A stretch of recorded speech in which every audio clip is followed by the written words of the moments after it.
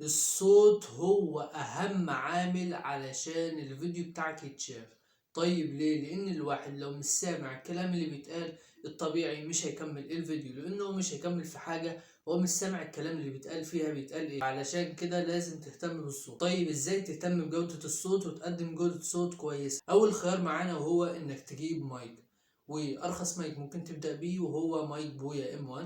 ده تقريبا عامل 250 جنيه، مش عارف بقى اذا كان زاد ولا لا. وتاني خيار لو انت مش معاك فلوس تجيب مايك، ممكن تبدأ بسماعة الموبايل بتاعك، هتطلع لك جودة احسن من انك تسجل من غير السماعة. طيب لو مش معاك السماعة تعمل ايه؟ تسجل بدون سماعة. وطبعا لو تسجل بدون السماعة لازم تكون قريب من الموبايل علشان الصوت يكون واضح، وبرضه لازم تكون قاعد في مكان هادي علشان الصوت يطلع نقي وواضح وبدون شوشرة ودوشة حواليك. ولو انت مش بتظهر في الفيديو، عندي ليك حل هيطلع لك جودة المايك تحس انك مسجل اصلا بمايك احترافي في استوديو، مع انك مسجل بالموبايل بدون اي حاجة، بالموبايل بس منك للموبايل كده والجودة تطلع رهيبة.